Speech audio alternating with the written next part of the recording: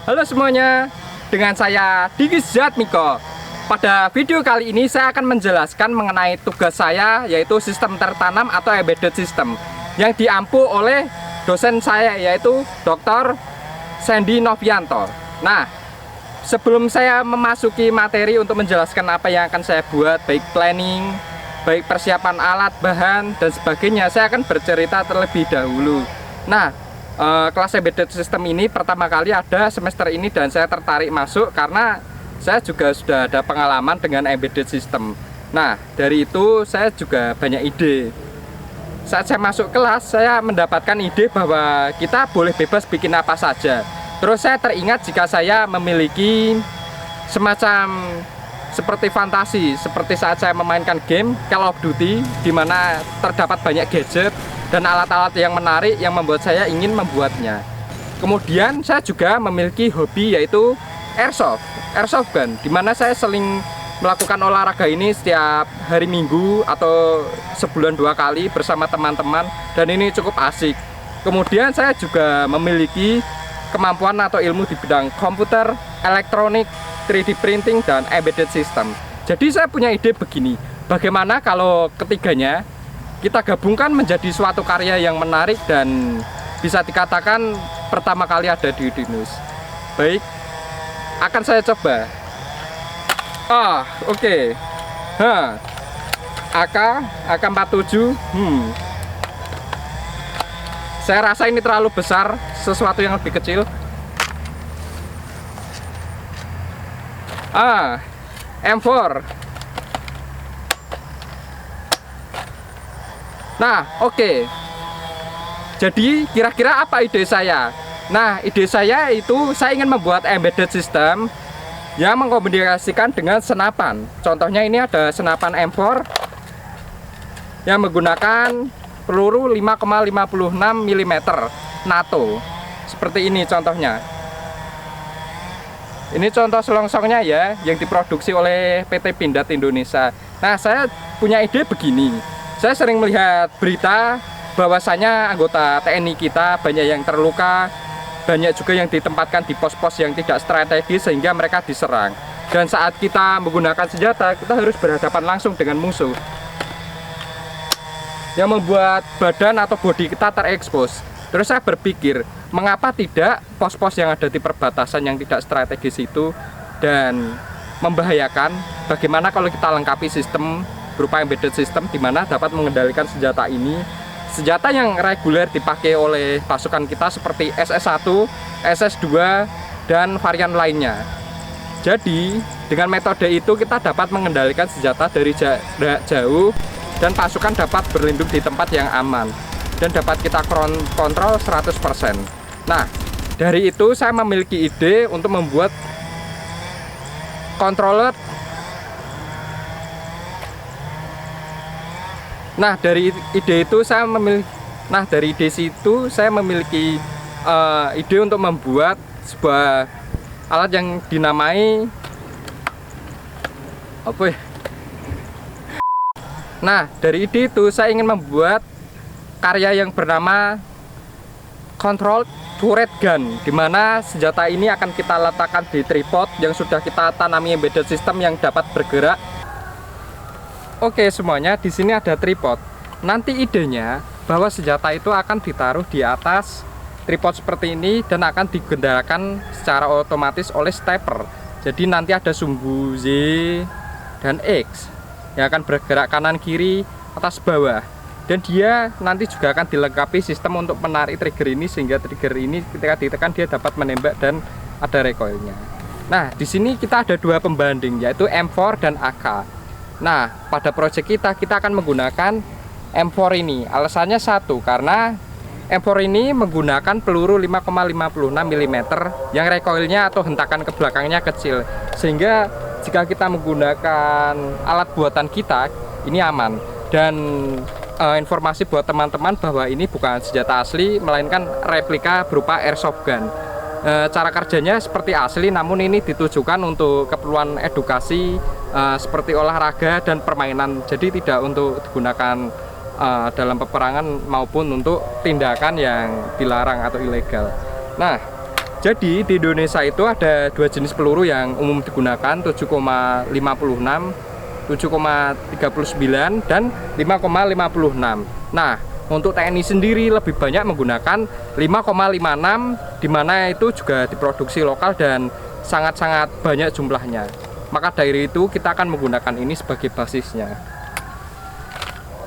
Jadi nanti akan diletakkan di atas seperti ini, dan nanti dia akan digerakkan menggunakan controller berupa joystick analog yang dapat kita gunakan. Kemudian ada action button yang akan menekan untuk menembak.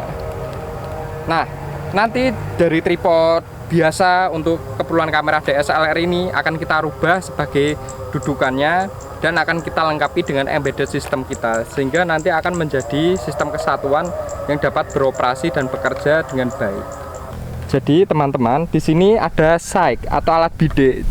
Ketika kita menggunakan senapan atau senjata api, kita tidak dapat menembak target kalau kita tidak mensejajarkan antara pejera dan pisir.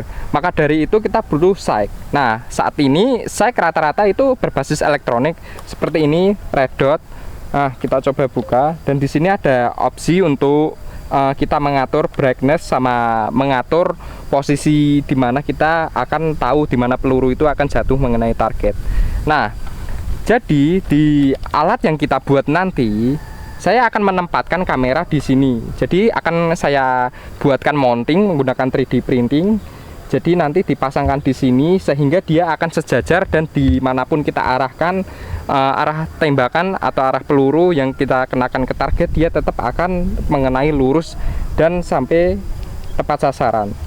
Ayo kita lanjut ke workshop saya.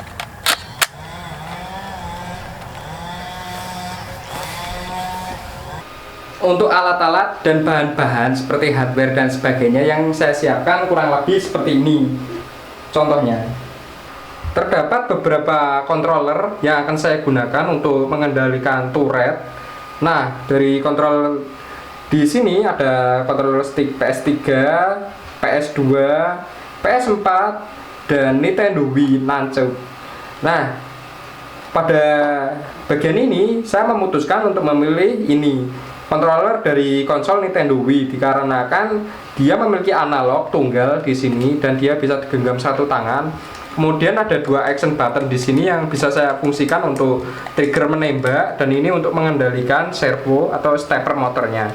Dan di sini bisa saya set untuk pengaturan variabel speednya, sehingga nanti pergerakannya bisa disesuaikan dari sini. Jika saya menggunakan controller PS4, PS3 atau PS2, ini terlalu banyak button yang selain controller ini juga mahal, juga akan sia-sia karena banyak yang tidak dipakai. Selain itu, kalau menggunakan controller yang berbasis Bluetooth ini nambah cost juga. Dan untuk keperluan seperti ini, jika menggunakan Bluetooth juga banyak intervensi sinyalnya juga. Jadi lebih realistis memakai ini. Bagaimana dengan stick PS2? Sama saja, ini terlalu banyak resource yang tidak terpakai di tombolnya. Walaupun ini menggunakan wired yang bisa kita kontrol dengan modul I2C, namun saya lebih memutuskan ini dan nyaman karena satu tangan aja bisa. Nah, di sini ada dua stepper motor yang akan digunakan untuk keperluan menggerakkan sumbu X dan sumbu Z. Nah, untuk servonya saya masih membeli dan belum sampai, namun ini sudah saya rakit sedemikian rupa, namun belum rapi karena saya tidak menggunakan breadboard, langsung saya jumper semuanya kabel per kabel. Dan untuk menggerakkan stepper motor ini kita memerlukan ini, motor stepper driver. Tanpa ini dia tidak bisa, dan kita memerlukan satu daya eksternal juga khusus untuk menggerakkan stepper ini yang dikontrol lewat ini. Nah, di sini contoh yang sudah saya rakit menggunakan nunchuk. Coba kita gerakan. Coba teman-teman lihat sini. Nah, ini bisa bergerak ini. Seumpamanya saya puter, dia akan bergerak. Coba bisa didengarkan ini suara steppernya. Nah, jadi ini masih sumbu X yang saya kerjakan. Habis ini akan saya lanjutkan sumbu Y. Dan stepper motor ini ada keistimewaannya, jika dia tidak diberikan impuls atau sinyal untuk bergerak, dia akan mengunci posisi.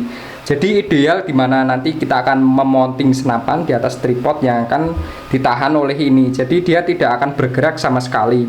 Dan stepper motor ini saya menggunakan NEMA 17, dimana dia bisa menahan beban beberapa kilo, dan ini sangat cocok dan ideal untuk proyek saya. Selanjutnya di sini saya mempersiapkan program Tinkercad yang akan kita gunakan untuk mendesain part-part yang nantinya kita gunakan untuk prototyping. Saya selalu menggunakan ini jangka sorong karena untuk menghitung ini kita memerlukan presisi, dan akan saya catat sebelum saya masukkan di sini, seperti saat kita menggunakan objek-objek ini untuk membentuk shape-shape tertentu yang akan menjadi part ini. Nah, di laptop satunya ini saya mempersiapkan juga khusus untuk penggunaan coding saja ke Arduino. Jadi saya bekerja menggunakan dua device yang berbeda untuk keperluan yang berbeda, agar yang pertama lebih cepat, yang kedua juga untuk mengurangi beban resource.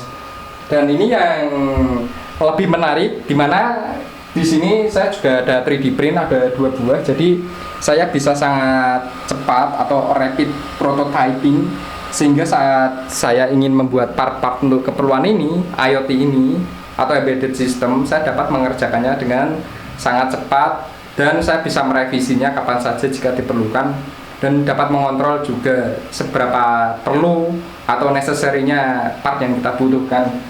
Contohnya seperti ini yang sudah saya print. Mohon maaf ini masih berantakan karena habis saya maintenance juga. Nah, kurang lebihnya seperti itu untuk progress report saya kali ini untuk keperluan UTS. Terima kasih untuk perhatiannya, dan terima kasih juga untuk teman-teman dan Pak Sandy yang mendukung. Sekian dan terima kasih.